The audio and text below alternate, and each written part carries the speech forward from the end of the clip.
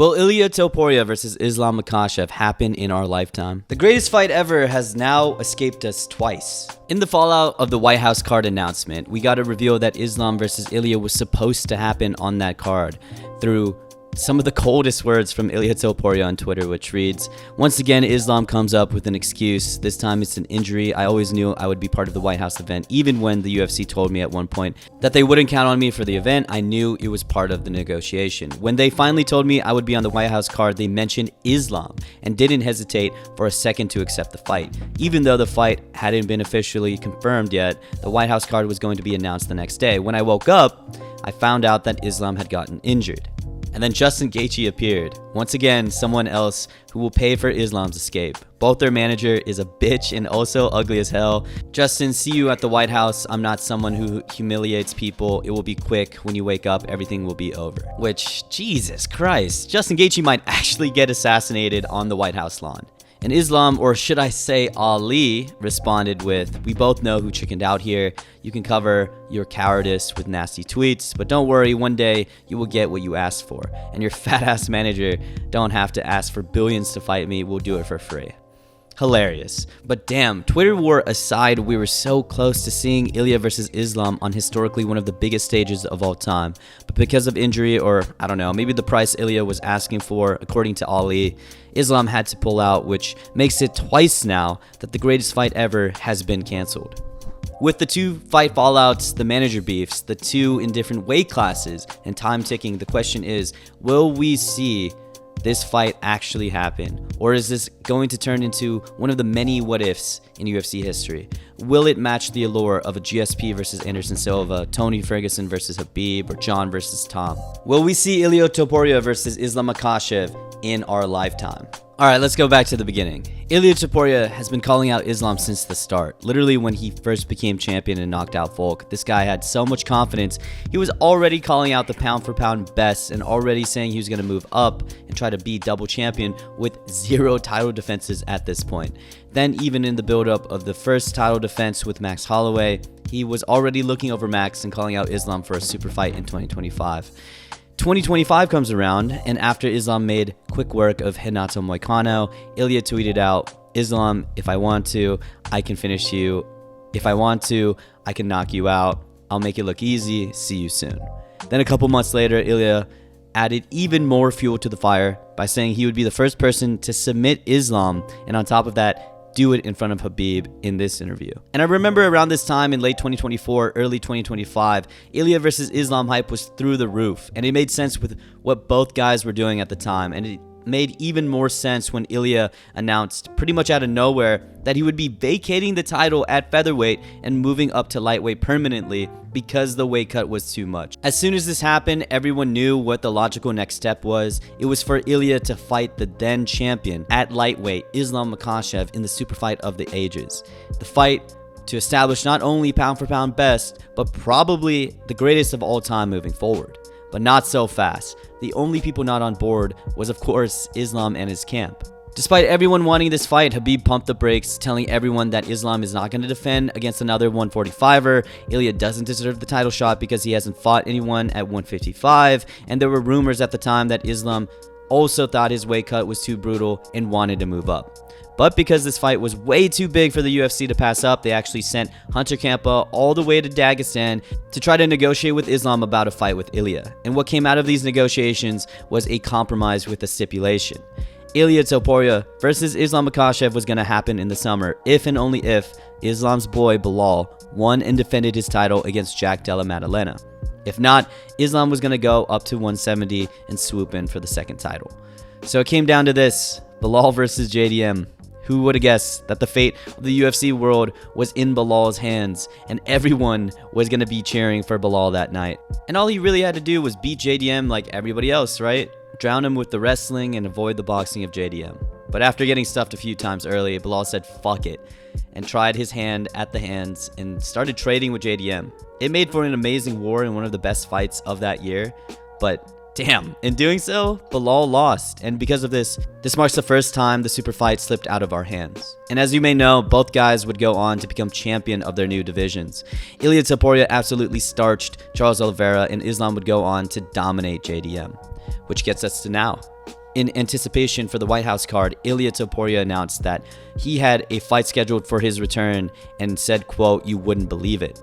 Obviously, it had to have been Islam versus Ilia. It just had to. He wouldn't have been saying this if it was just Justin Gaethje.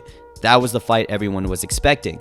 But when the White House card was finally revealed, again, Ilia claimed that it was a done deal until Islam had to pull out due to a hand injury, making it the second time this fight has escaped us. And with Ilia beefing with Ali, it's going to be 10 times harder for these negotiations to go smoothly and actually get this fight made. But you know what isn't hard and goes smoothly?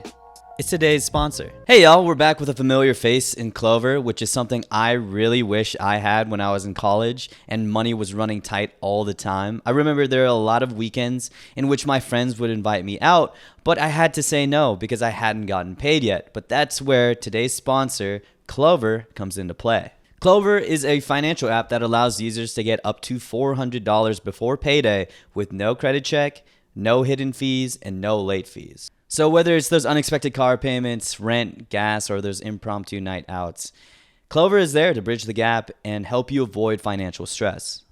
So if you want to access up to $400 with no hidden fees or no late fees, scan that QR code right here or click the link in the description below to let Clover know I sent you. Thank you, Clover, for sponsoring this video. So is there a situation in which we can actually see this fight getting made?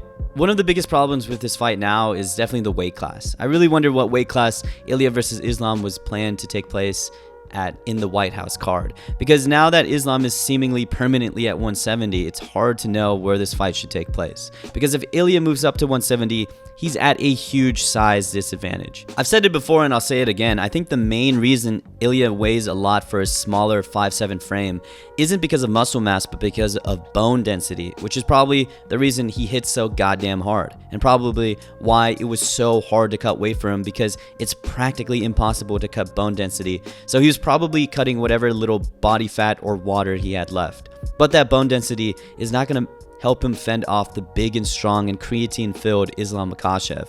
Islam is gigantic now, and as good as Ilia is, I just don't think he will be able to out-wrestle one of the greatest pound-for-pound wrestlers of all time at a size disadvantage.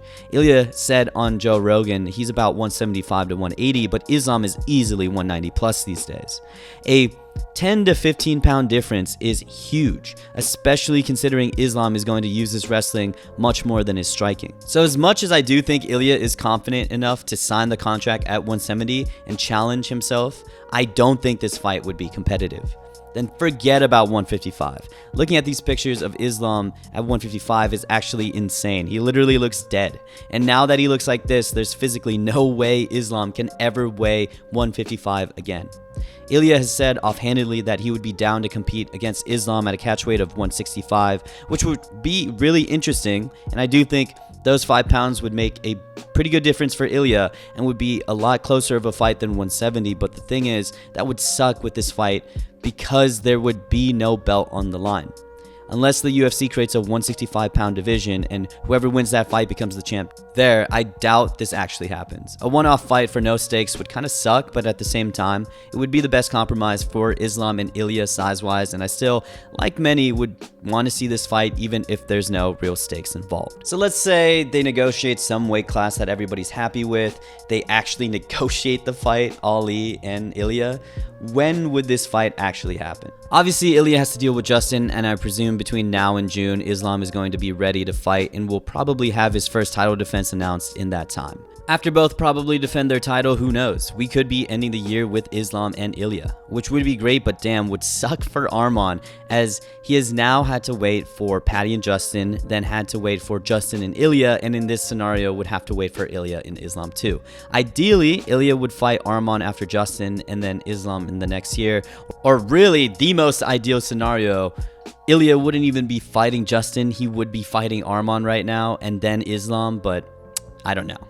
I think with Islam saying shit like Kamaru is his biggest challenge, and the amount of really good contenders in 170 that Islam could and should face, and Ali beefing with Ilia over negotiations, and then the weight class difference, I highly doubt we actually see this fight in this year or even in the next. And I know it's early, but this fight is starting to give off GSP versus Silva vibes.